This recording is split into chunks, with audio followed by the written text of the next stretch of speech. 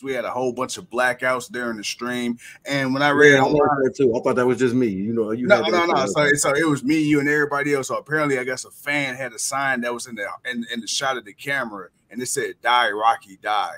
So that they were, every time the camera panned towards that area where the fan was at, they cut that out, obviously because of network regulations. You can't have, that shit. So, so we found out what that was. But bro, so we had Roman Reigns, Solo Sikoa, Hater of the Year, Jimmy Uso, and the Wise Man, Paul Heyman. They all came out to the ring. Roman Reigns talking this 1-2, and then we got that music of the electrifying one, the great one, the People's Champ. We got The Rock coming out, and boy, the Tribal Chief didn't look too happy to see. Not at all.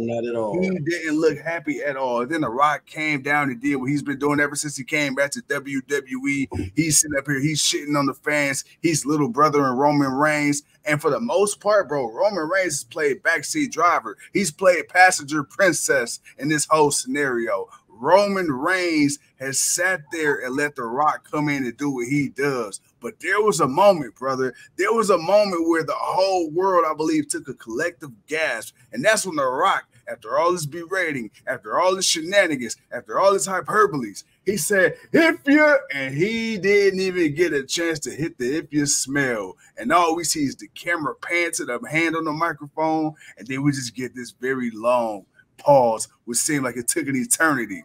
And then we get The Rock looking like, what the fuck? You got Paul Heyman like, what is going on? You got the crowd like, oh my God. Then you got Roman Reigns saying, look, I'll do anything for my family. But I just need one thing from you. Acknowledge me.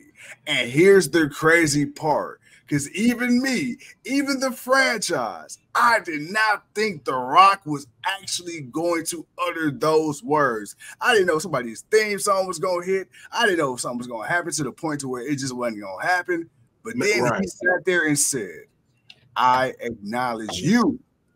My family. My family. Yeah. I acknowledge you as my tribal chief. And gave him the dap. And gave him an embrace. Now, the thing I know, let him finish the catchphrase. That right there was the icing on the cake. You let him finish your catchphrase, your most iconic catchphrase. No one else can come out and do the if you smell like you do, and you let him finish that. Boy. See that right there gives me the that gives me the bigger play aspect of it. Like, man, there's something. Damn, you got to kill him with kindness, boy. I mean, if killing him with kindness was a person, boy, The Rock is that person. Shit. Well, and here's the thing, because when that happened, you got the crowd, the thousands and thousands in attendance chanting, you sold out, you sold out. They were pissed, and bro, this did everything it needed to do. Because I told you before we got on the stream, I said, bro, when The Rock laid down the challenge, Cody, you think you're great enough, you're man enough to go one-on-one with the great one? But here's a proposition for you. We businessmen. I like the way how he played that in there. He played up on him being a boss and him doing what's best for business and TKO, and he can get you fired and all this other shit. But he said, you know what? Triple H ain't got a shot in hell to telling him what to do. So you got that Triple H Rock aspect of it. Yeah. You know, people want to see hell. So I like that, because you blurring real life with kayfabe. And then he said this. He said, you know what? You ain't gonna go one-on-one with the great one. You ain't built enough for that. But you and your little girlfriend with the clown shoes, if y'all want to go 2-on-2 with The Rock and the Tribal Chief, then we'll do you this.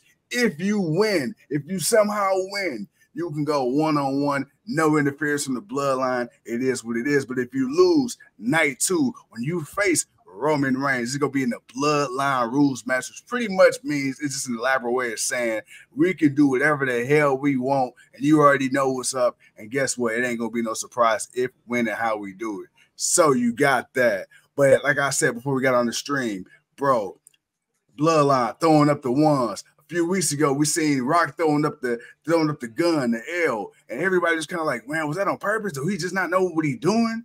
But then he did it again this week, and you got Paul Heyman. He fixed it. And he fixed it. And you got Paul Heyman off in the cut, and he just staring a hole through the Rock. Because even Paul Heyman is conniving. He is the most used car salesman ass person I've ever seen, if I've ever seen one. And he know this bullshit. He smelled blood in the water, but nobody else in the bloodline seems to know this. And here's the thing. You know how Roman feels about his family. Paul, you bet not be wrong about Rock being the inside man. You bet not be wrong about Rock being a double agent. Because guess what? What's up, bro? Here's where I feel like Paul is in the rock and the hard place, literally. If he doesn't say anything and the Rock fucks Roman, why did you say anything? If you say anything and the Rock uses smooth ass charisma and his position and his power to sway Roman, Paul still fucked.